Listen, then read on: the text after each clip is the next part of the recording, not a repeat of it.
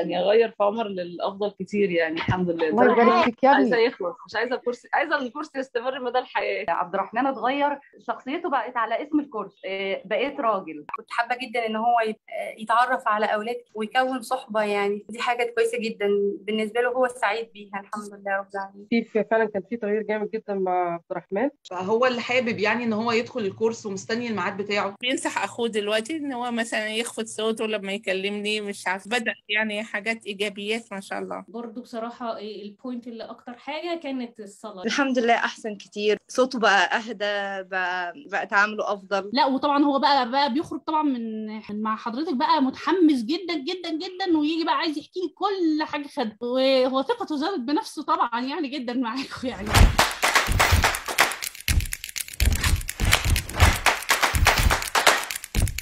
يعني اغير في عمر للافضل كتير، يعني الحمد لله. الله يبارك فيك يا عايزه ابني. يخلص، مش عايزه الكرسي، عايزه الكرسي يستمر مدى الحياه. يا مشرفنا يا عمر.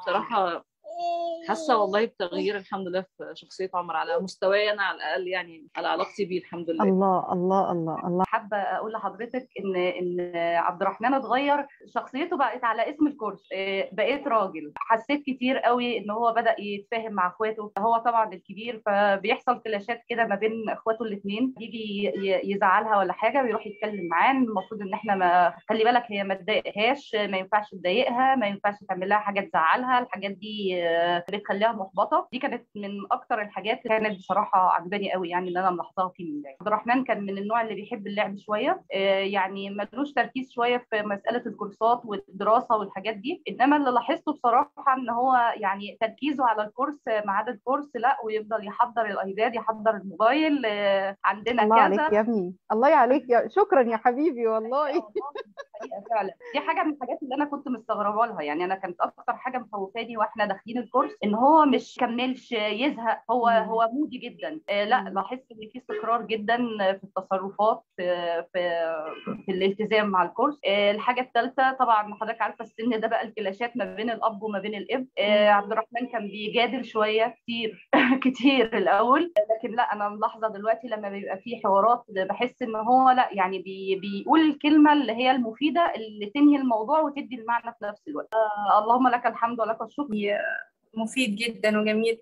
في الأول كنت متخوفة إن مصطفى يتأقلم عليه، وخاصة إن أنا يعني أقنعته بصعوبة في البداية، لكن ما شاء الله ارتبط بيه جدا وبقى حريص، هو اللي متابع مواعيد الكورس بنفسه الحمد لله، واستفادة كانت جميلة يعني الحمد لله. فجزاكم الله خيرا. يعني الولاد اللي معايا ما شاء الله في الكورس ما شاء الله، يعني صحبة جميلة ما شاء الله. كنت حابة جدا ان هو يتعرف على اولاد ويكون صحبة، يعني دي حاجة كويسة جدا بالنسبة له، هو سعيد بيها الحمد لله رب العالمين. فعلا كان في تغيير جامد جدا مع عبد الرحمن، مش متقبل الفكرة في الأول، بس الحمد لله كانت في إنجازات كبيرة جدا معاه. بالنسبة كان تحمل مسؤولية، ما كان الموضوع جديد عليه. مثلا كان من ضمن الحاجات اتخاذ القرارات، كان فتح المواضيع، كان من ضمن الحاجات برضو تحليل الشخصيات، فكان بيطبق علينا طبعا. اي نعم انا علم نفس، بس كان بيطبق عليا، بيعمل جداول لنفسه. ما كانش ده موجود طبعا، ما كانش موجود. يعني هو كان بيعمل حاجه بس مش عارف الحاجه ايه الهدف منها او بتتعمل ليه، ودايما عنده اسئله كثيره. يعني مثلا اجي اطلب منه طلب ليه، ده اعمل الحاجه الفلانيه ليه. فحسيت لا الفكره دي اتظبطت شويه عنده، يعني بقى عارف الهدف من الحاجه اللي بيعملها، عارف عيوبه ايه. العيوب اللي عنده العصبيه كانت طبعا من ضمن العيوب بتاعتنا الجامده، او رد الفعل السريع. بقى عارف دلوقتي، يعني لدرجه مثلا حتى لو هيتعصب بيبقى حاسس ان هو عمل حاجه غلط.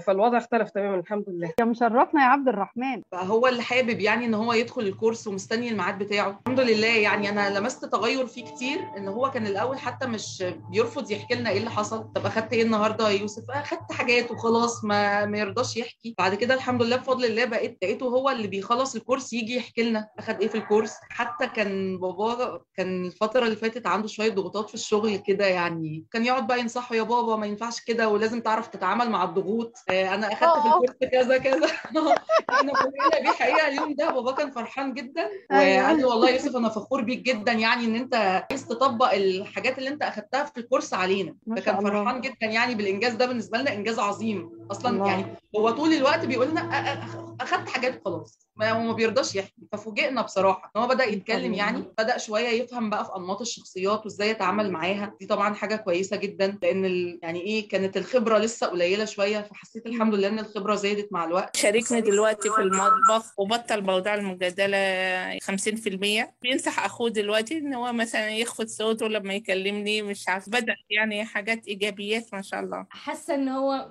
يعني كفايه ان هو قاعد في جروب في شباب في سنه، في يعني طالعين كلهم من نفس الخلفيه بتاعته.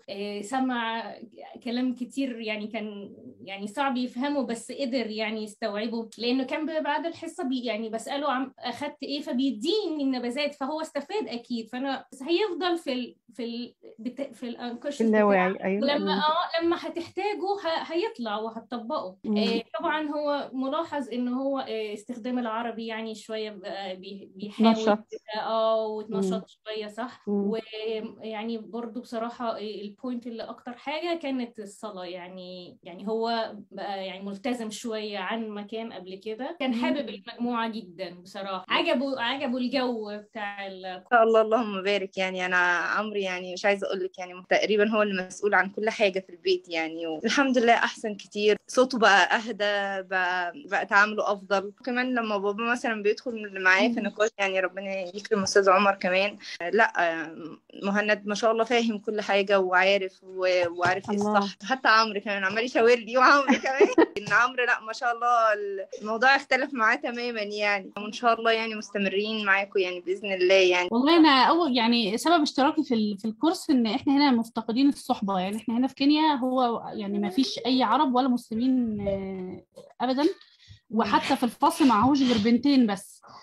فطبعا الولد ما بيحتكش غير بينا، ما بياخدش افكار عن نفسه ولا انطباعات. كنت عايزه يبقى عنده صحبه، يعني ما فيش اي حد بيحتك بيه، ولا حتى اولاد في سنه، ولا عرب ولا مسلمين. فالحمد لله الحمد لله لقينا ده معاكم الحمد لله يعني.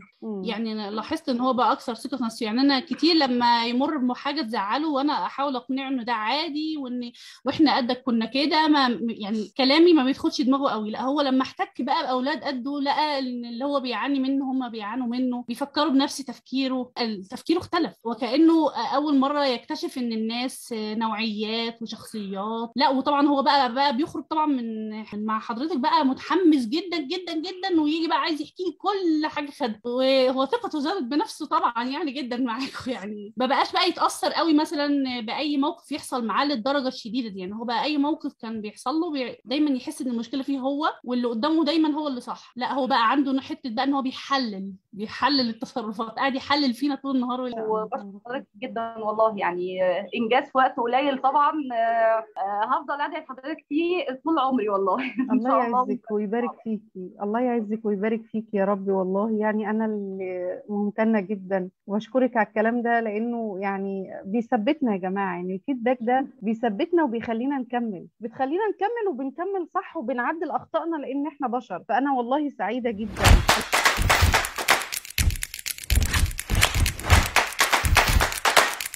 الكورس روعة، بيفيدك نفسيا وعقليا.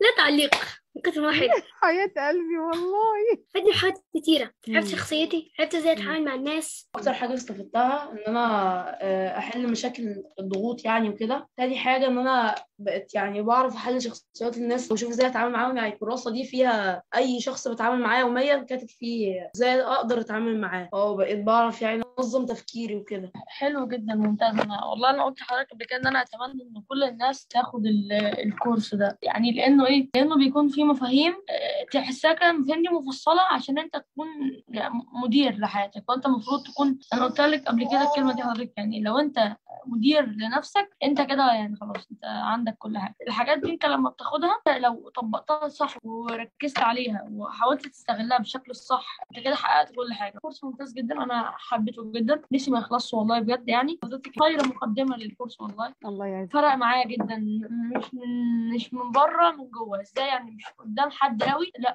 جوايا انا في شخصيتي انا طورت في حاجات. اول حاجه استفدت عصبيتي كانت زمان كبيره قوي، دلوقتي يعني قلت العصبية، بقيت أعرف أتحكم في نفسي. بقيت لو في مثلا أي اتنين بيتعاركوا ببعد عنهم الأذى من غير ما أعصب ده على التاني. زمان كنا أنا وصحابي مثلا قبل الكورس كنا ساعات بنعمل حاجات غلط، ودلوقتي بقينا يعني بنبطلها، أو لو في بقى غلط بسيط بقيت أقول لهم بنصحهم، وساعات بقول لهم حاجات في الكورس بناخدها فرق معايا. استمتعت قوي بالكورس ده، حسيت ان انا بقيت ادير نفسي، بقيت ان انا اتحكم بعصبيتي، بقيت اتعصب قوي زي اول، افكر في كلامي قبل ما اقوله، بدير نفسي، اهتم بشؤوني الخاصه، مش بتدخل في حاجه في شؤون الاخرين. وحببني في الكورس اكتر يكون معايا ناس يعني مشاكلهم زي مشاكلي، يعني اقدر اتكلم براحتي ومفيش يعني حد هيضحك على التاني في مشاكله. هو ده اللي حببني في الكورس. يعني هو الكورس الوحيد الالكتروني اللي اخدته، اللي انا اخدت كورس قبل كده بس في المدرسه، فده يعتبر احسن كورس من ناحيه العلم النفسي والديني اللي اخدته. بيعرف الانسان فين يعني ازاي يبقى راجل، ويترك التصرفات الطفوليه ويترك التصرفات اللي هي ما تخصش الرجال بحاجه، وبيعلمه ازاي تكون في كل الصفات الرجوليه، وان يكون له هيبه، يعني له قيمه في المجتمع. كان كورس مفيد جدا بصراحه، وجزاكم الله خير عن الكورس الجميل. انا استفدت حاجات كتير من الكورس، مثلا هديت اكتر، اتعلمت مثلا حاجات اني بقيت اهدى، بقيت بعرف احلل الشخصيات. ايه رأيك يا مهند في الكورس؟ كورس جميل استفدت جدا منه؟ واستفدت، هو جميل جدا وبتعلم حاجات جديدة كل حصة. رأيي إن بصراحة عجبتني في الكورس قوي اللي هي الألغاز دي، مش وساعة لما عارف يا مين فكر يا عمرو ازاي يا مين فكر يا عمرو لا بس اللي هي الحاجات اللي عملنا فيها سيرش وقعدنا كده، دي بصراحة عجبتني قوي. يعني كنت عارف ناس، وبعديها في بقى ناس بقى يعني مثلا كانوا بيعملوا حاجة وحشة مثلا خليتهم يحسنوا منها، او في ناس مثلا يعني ما مش عايزين يحسنوا اي حاجة فمثلا بعدت عنهم. الله عليك يا ابني، ده انجاز والله يا ابني، لو تعلمون عظيم والله. شرفني يا عمرو. تسلم يا عمرو، والله سعيدة بيك جدا جدا وفخورة بيك بجد، يعني يكفي قوي قوي الكلمة اللي انت قلتها دي. الكورس ده أنا شايف إن هو حلو قوي لمعلومات، لو عايز تعرف معلومات ما كنتش تعرفها في المدرسة، وممكن يساعد جدا في أي حد عنده مشكلة أو حاجة كده وعايز يعرف إزاي يحلها.